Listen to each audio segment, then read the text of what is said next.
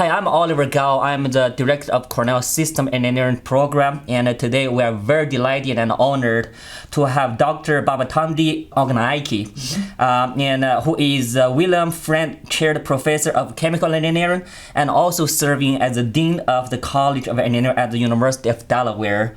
And his research focuses on control and system engineering, system biology, product engineering, process design, as well as operations. So I look at all the achievement you have so far. It's really amazing. So I'll just call you Tunde if you don't mind. That's perfectly fine. I'll call you Tunde. So Tunde kind of when I look at your career, like you did your undergrad degree at I think Lagos University and back in Nigeria, and then all the way, and then you built, from that point, you built such a successful career. I think before we start our kind of conversation, I'm very curious to learn about how you from undergrad in chemical engineering, and then you move on, and you are talking about, health, and you talk about biology. How did you get to this point? Well, first of all, in going from Nigeria to go to Wisconsin to study for my Ph.D., it really was luck that the department chair at the University of Lagos at the time got his Ph.D. from somebody named Harman Ray. This department chair, his name is Ogunnaike. Ogunnaike was the very first Ph.D. student that Harman Ray had at the University of Waterloo at the time in the late 1960s. Mm-hmm. And so Ogunnaike was the department chair at the University of Lagos Chemical Engineering at the time, and he encouraged me to go to graduate school. So I said, okay, I'll go to grad school. I didn't even know what that meant. Mm-hmm. And he encouraged me to apply to work for Harman Ray. And at the time, Harman Ray was a professor at the State University of New York at Buffalo. Not too far away from here. Yeah. But then just before I applied, he moved to Wisconsin. So that's why I applied to Wisconsin. It wasn't because I knew anything and I got to Wisconsin, I got a chance to work with him. And so he exposed me to all of these ideas. And when I was finishing my PhD and at the PhD defense, the usual question they ask you, so what do you want to do when you graduate? Mm-hmm. What do you want to do when you grow up, kind of thing. And I explained at the time that I would love that by the end of my career, I would love to understand how one biological control system works. Mm-hmm. That if I can do that, I will be very happy. And they thought it was a strange thing to want to do because at the time, this was 1981, nobody was making the kinds of measurements that would enable something like this to happen. Mm-hmm. And it's like, so how will this happen? I said, I don't know. But if I could do it, this is what I would do. And 10 years later, I ran into this person named Jim Schwaber at the DuPont company, who's a neurophysiologist and who was doing experiments in trying to understand the blood pressure control system in rats. And he was doing the experiments, he was collecting data, and we started collaborating, and we're still collaborating till today. So that's how come I got into this area of fascinating work where I collaborate with people in the medical school to understand medical systems using engineering principles. You said that kind of it's, you attribute that to luck. Mm-hmm. And you mentioned when you graduate from undergrad and your professor just kind of randomly mentioned to you, maybe you can apply to graduate school. Mm-hmm. And then you say, you just kind of randomly applied. Yeah. Right. And also I remember clearly this, earlier today when you were giving the talk and you mentioned that one has to be remaining humble. Yes. And I think that's a key kind of collaborating with people. Yes. This kind of reminds me, when you talk about these things, I don't think it's purely luck. Kind of something inside someone, because kind of something good happened to you once, it could be luck. I noticed that you also have a degree in statistics, Yes, right? If something happens once, that's luck. Twice, luck. But if all the time, there has got to be something consistent, in you that made you successful when you were 7 years old. That makes you successful when you are 70 years old. So the reason I want to bring this up because I think because when we, as educators, when we try to teach future generations, right? So we also want, especially for these kind of successful examples, we want to find out what are some key elements that could be essential or very beneficial for their career, academic career, their family life, and their work. Yeah. So if you think back, when you undergrad, and also even after you get your PhD, you say 10 years later you met this person at Dubai, you start this, and this morning when you're talking about you even had a collaboration with someone at biomedical Cornell, where not many Cornell engineering faculty, have collaboration with them. So if you think back, what are some fundamental things that made you so, quote unquote, luckily to get on this career path and collaborating with so many wonderful people? That's a very interesting question, and I have to confess to you that I've never really stopped to think about it that way. But what I can say, though, is that I've always felt like success is not a zero-sum game, in the sense that, the fact that you're going to succeed doesn't mean I can't succeed. In fact, success is a shared game, in the sense that there are certain successes that can never happen unless you work with somebody else. And so it's that sort of teamwork, the concept that when you and I work together, we can achieve what I couldn't achieve on my own or what you couldn't achieve on your own, and a fundamental understanding that that's really the world we live in today. So when I run across people who have problems or research areas that I can contribute something to, and they're looking for collaborators, I'm often very eager to work with them. The lesson that I had to learn was that I may have my own set of skills, and you have your own set of skills. We have to spend time understanding each other's language. And people in the medical area, people in biology speak a completely different language from the language that engineers speak. And so, but because I understand fundamentally that if the two of us can work together, we will be able to achieve what neither of us could do by ourselves. I'm perfectly happy to invest the time in understanding their language and modifying my own language to be able to fit. And so it's an understanding that I could never succeed alone. That's not the way things are. And so it makes it relatively easy for me to work with other people. And the concept of humility is very important. That you can never know everything. Nobody expects you to know everything. And so don't worry about trying to prove to everybody that you know everything, because you can't. It's not possible. I'm never afraid to say I don't know. And because that's when I learn. And I'm always looking to learn, and it doesn't matter how old I am. There's always something new to learn, and I'm always looking for something new to learn from somebody else, even my students. I think this is great. I think the way, and also I think the words you just talk about, I think that's really a very good reflection of a systems approach towards accomplishment of teams. Right? I think when we talk about a systems project, and a lot of time, especially as engineers, we think about, okay, what are the equations? What are the system dynamics? What are the control algorithms?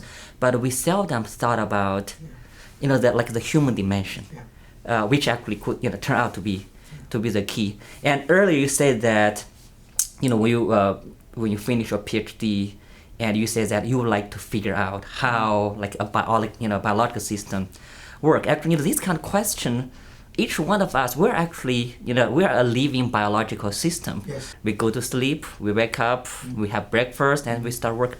But we never spend time thinking about why this system is working the way it is. Like what you talked about today in your talk. And I would like to hear more about, say, why our organism maintain its stability, its efficiency, and how we can achieve that kind of near optimal performance and this the homeostasis, especially under all the perturbation from both internal kind of sometimes chaos and also as well as external perturbations. How like biologically, physically, and even mechanistically our system is working. Yeah. That's, on the one hand, that's the mystery. On the other hand, if the system didn't work, we wouldn't be here. In other words, we would be extinct. And so the fact that we are still here is a result, first of all, of the fact that we have an intrinsic mechanistic entity inside of us that keeps us in a hyper space, multidimensional space that is conducive to us living and keeping us there. If we did not have any of those things, we would have died off and we wouldn't be having this discussion. And so there's it's difficult to pinpoint the sort of mechanistic reason. I mean, we're getting into some of the more philosophical things, but look at it this way: when you put together, you design an aircraft, just to, if the way you designed the aircraft was such that it was unstable when it took flight, it will crash, and that will be the end of that aircraft. Well, if you still want it to function, then you keep working on it until you overcome that thing, and then you can lift it up, and then it stays on and it can come down. And I think, in a sense, if you look at evolutionary biology, there were all kinds of, I would imagine, evolutionary blind alleys that led to the demise of species, and eventually it evolved into this particular form that is stable. And my suspicion is, if we're not careful to figure out how to maintain this, we might go down a path that would lead us to extinction. So yeah, that's especially kind of when we think about what is underlying sustainability. What if we are kind of on the wrong track, away from sustainability. So you're right. When we talk about these issues, and it can easily get us to philosophic thinking about criteria and also principles. But when you were giving the talk, I was so amazed. Kind of you use all these system tools to look into that, because I think the philosophy or the concepts, like I was ignorant before, but when you told me that, and I got this. However, how as a researcher, how you kind of translate this concept, and you mentioned this translational science research, right? How can you get this one and not only shed light on this insight, but also convince people in a very kind of quantitative, analytical way? Especially, I think you gave that example. I think you have this TGF beta. That example you said. When both things happen, seem to be raised, and while you are really in the dangerous kind of situation, and then people are even thinking about the wrong thing, wrong treatment to do that. So it seemed to me that it was really kind of people could so easily mess up between causality Yes. and association. Correlation. Yeah, and association. So how, because I feel like kind of, now you told me this as, oh, that's so cool. However, before you told me, and before you did that research, I believe a lot of people were actually thinking in the wrong direction. So how, like when you imagine like in the future when you come across a similar like key problem, what kind of tools and what kind of like system methods that so that you can that help you and also help others to go through all this mist and get to the light? Yeah. Well, I think the short answer is that most scientists understand the concept of hypothesis and then testing the hypothesis and then looking at the results. So the approach I used was to say the fact that the level of TGF-beta was going up and the cell population was going up does not necessarily mean that TGF-beta is what's causing that to go up. And for people who are not engineers or who don't look at life from that perspective, it's difficult for them to understand, because if this goes up and that goes up and they're just looking at the data, well, there has to be something connecting them. And my point was that yes, there's something connecting them, but what we are missing is there's something hidden that we're not seeing. And so I said, I'm going to postulate a hypothesis. And the hypothesis is that there's a controller, that's the thing in between them, that is trying to use TGF-beta to control the population, cell population. So you postulate the hypothesis, and the question was, how are you going to test this hypothesis? All scientists understand hypothesis postulation and hypothesis tests. And this is where the systems thing came about. If there's a control system, the control system will have a sensor, will have a controller, will have an actuator, and will have a process. So let's look at the mechanism of TGF-beta controlling this, and you, as the biologist, help me understand which one will be the sensor. So I'll describe it and says, oh yeah, this is this and that is that. So with their help, I put down the subsystems, connected them, developed mathematical models, and said, all right, now let's see what happens when this happens. And lo and behold, the simulation showed what they had seen without me having to make the assumption that TGF-beta had now become a tumor promoter. So they saw that from a simulation. That was only part A of the testing the hypothesis.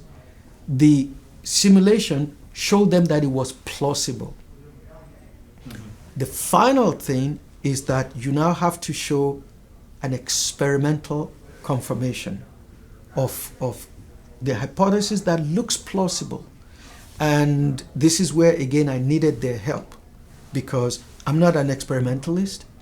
And so how can we do an experiment that involves simulating an intrinsic control system in vivo without cutting a human being up and doing those kinds of things? It turns out, very clever people, you could do it in vitro. So there were different cell lines at different stages of metastatic potential. And so you titrate each one with TGF-beta, and the one that is still recoverable, so you titrate it with a growth factor, the cells start to grow, then you titrate it with TGF-beta, and it brings it down. Then there's one that is across the line for metastatic potential.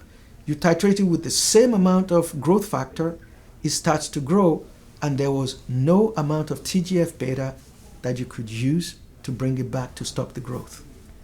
So again, it's several stages. You postulate the hypothesis, you use your systems to put everything in place, and you run your simulation to say, if all the mechanisms that we put in place make sense, this is the simulation that you will see. and they say it's plausible. How do we then design the experiment to do that? So but it involved working with people and being patient to explain to people. And I think we as engineers need to figure out how to speak to non-engineers in language that is not so filled with jargon, because it's very difficult for non-engineers to understand our jargon. We need to simplify things. I think that's true. Actually, this example, I think it's a beautiful reflection of this kind of spiral, iterative process of scientific discovery. Right? I think that's really beautiful. So with that, and I think kind of so far you've been working on this kind of like this kind of biological system, especially like an individual within a body, right? From the cell, from the cell level all to this kind of the whole body level, right? So given my own research, I sometimes try to compare, like, given the fact that an individual body, they can be operating and controlled in such a nice, organic, sustainable way, but how did we get here?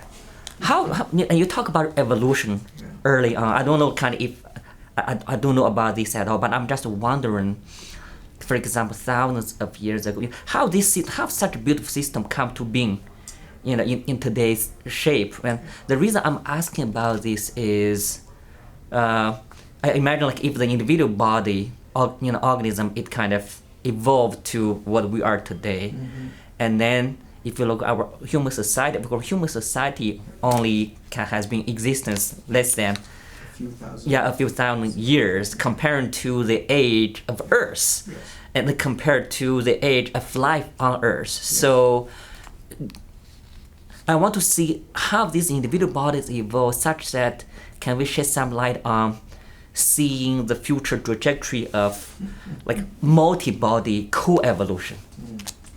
Wow, that's a very, very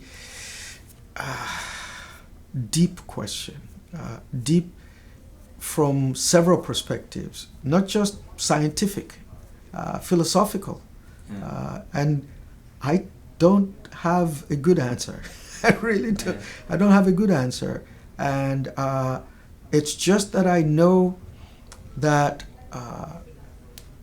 even over the last few thousand years that mankind has been the way we are right now, we're seeing certain things that seem to indicate that if you or I or somebody has the characteristics to survive the current environment, we would live for another generation.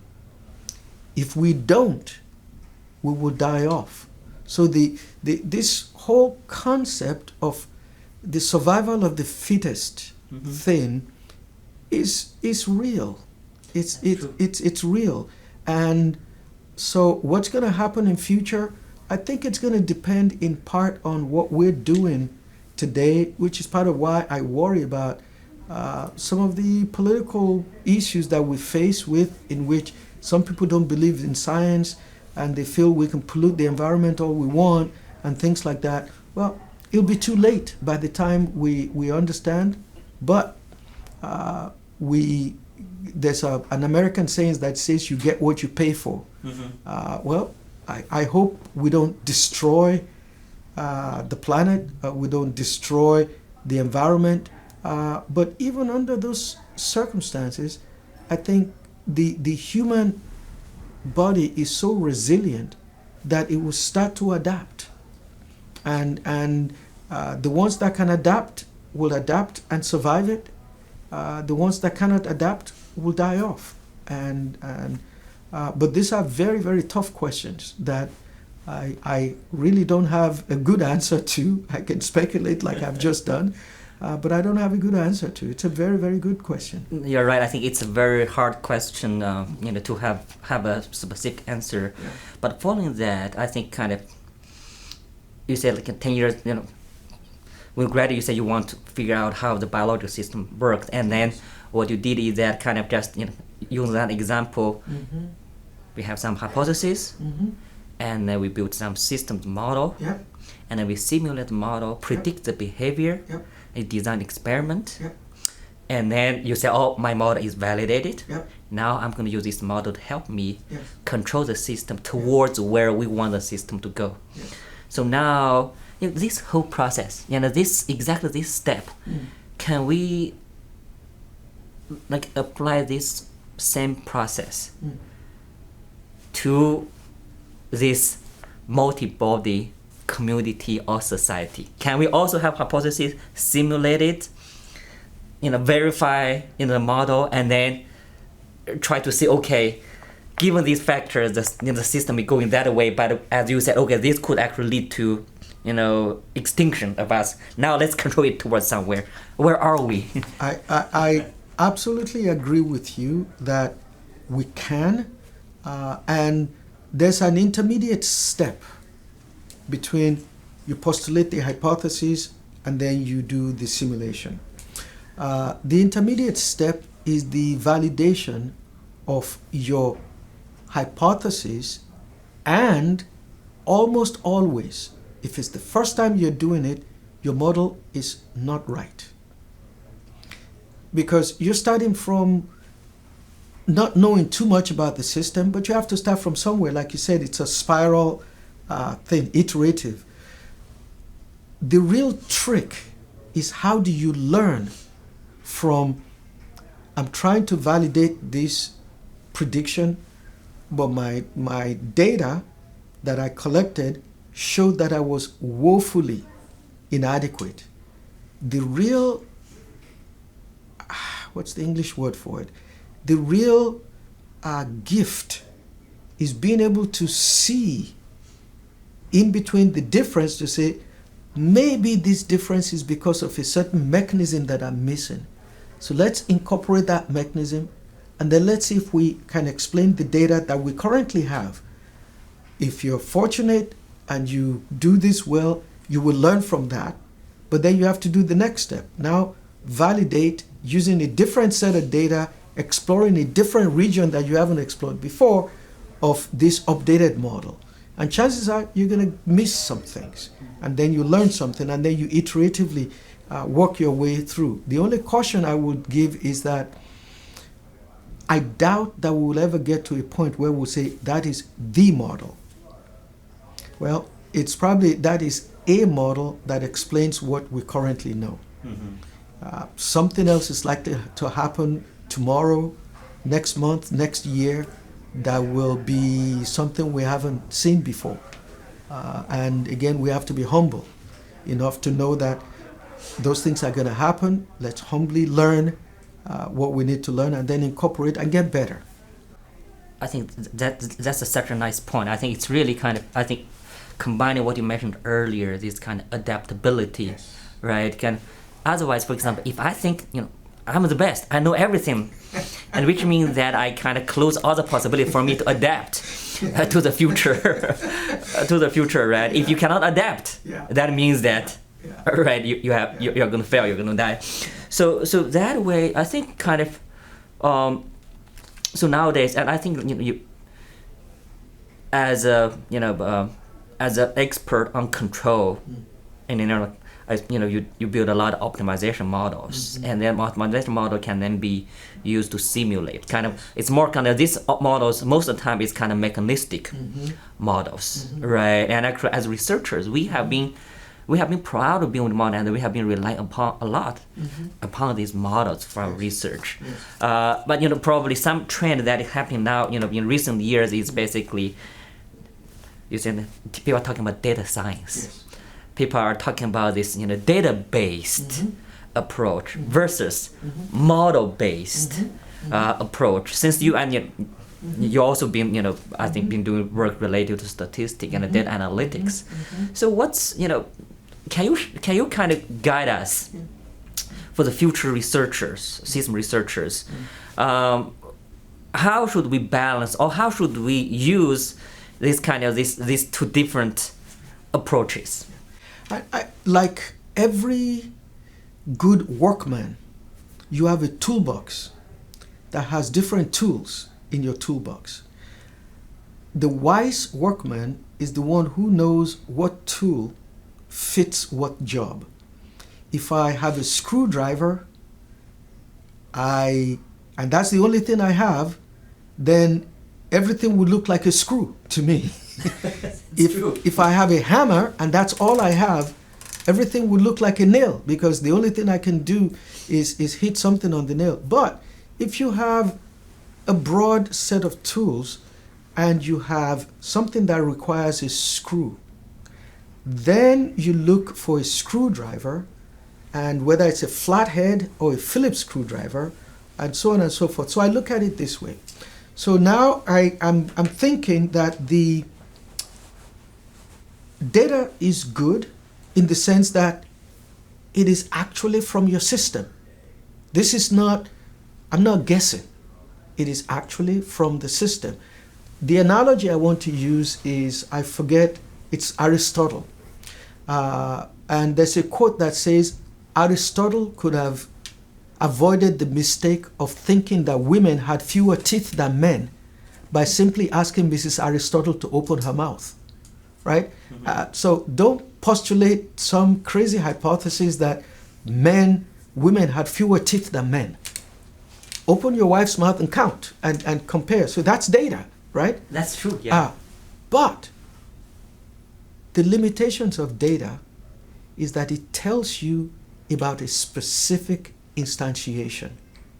The data set that I have right now is telling me about what happened to that specific system at the particular conditions under which I got the data, no matter how large the data set.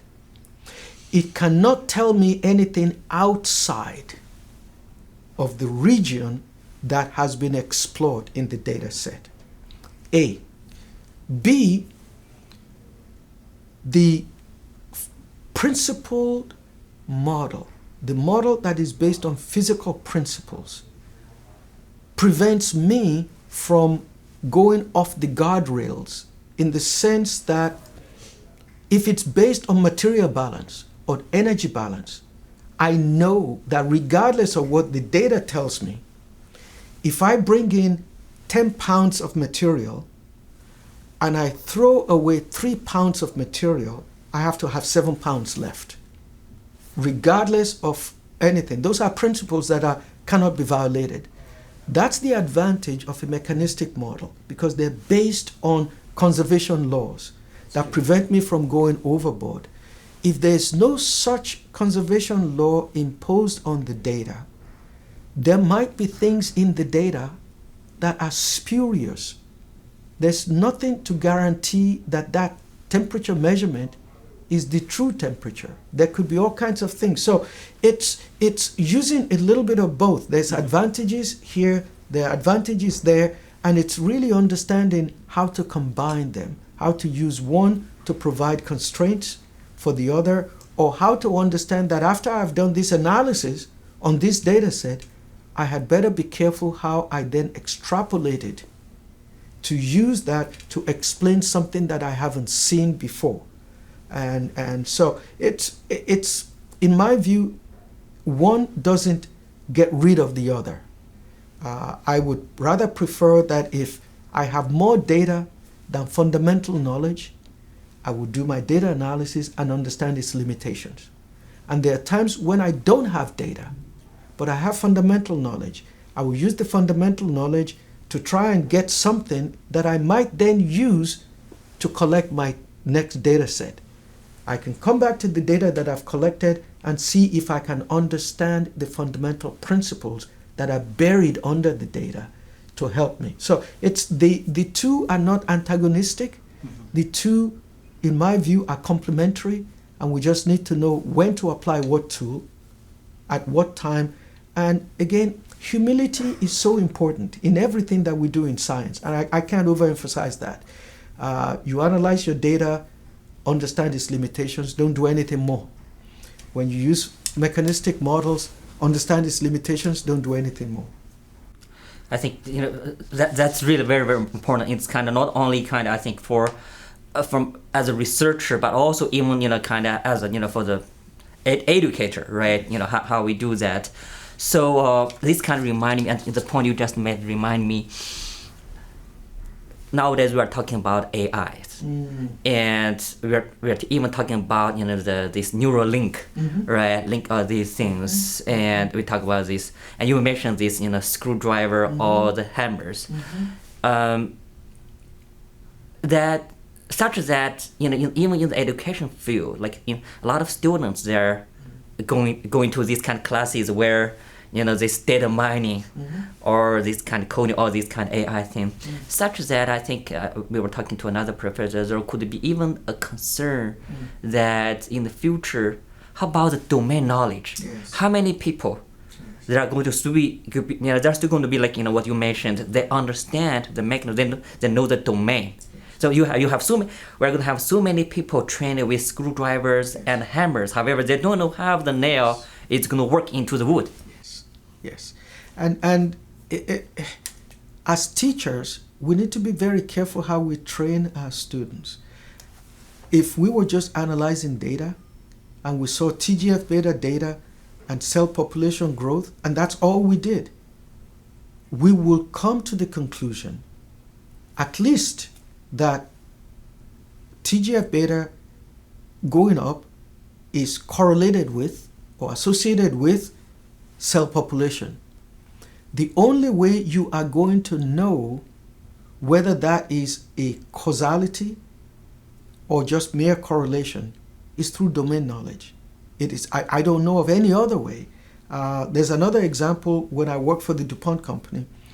There was something with a manufacturing product, and the intensity of the color depended on the level in the reactor. And so these people did this statistical analysis, and they said, well, for us to be able to eliminate this bad color, we need to run at a lower level. Well, the director of this plant, the managing director of this plant, called me up and said, could you help me understand this? Because I've seen the data and all of that, but it doesn't really make sense to me. So I asked people, does anybody understand the chemistry of why the lower level is what is helping to get rid of this? And they kept saying, we performed the experiment. We designed the experiment. We know that the lower level caused this to happen. I said, yes. When you lowered the level, you saw this happen. But there's a mechanism behind it. It's not just lower level. That's what I'm trying to find out. What's the chemistry behind this? Cut a long story short, there was a retired chemist who had worked at that company, and we called him up. And I said, do you know what might be going on? And he stopped and thought for a while, and then he said, ask the operators, when was the last time they opened the vent valve? And I asked the operators, when was the last time you opened the vent valve? And they said, what vent valve? And I could hear him laughing on the other side. What happened was there's an inert gas that builds up in the system. And once a year, you need to just open the vent valve and bleed off the inert buildup. And so the real cause was this inert gas. And so when you lower the level of the inert gas goes down. And so there's that hidden connection. And so anytime we analyze anything, I tell our students, you're not statisticians that just look at data. You're not just data analysts. You're a chemical engineer. You're a chemist. So anything the data tells you, that's fine, but you should still ask yourself, what's the mechanism behind it? And if you don't know the mechanism behind it, then that's something for you to go learn, because seeing information from data, in my view, is not enough. We always need to find out what is the mechanism behind it. I think that's actually a very important lesson. Not only, I think to me, and I think hopefully the audience will take this to heart. Thank you very much. Well, thank you.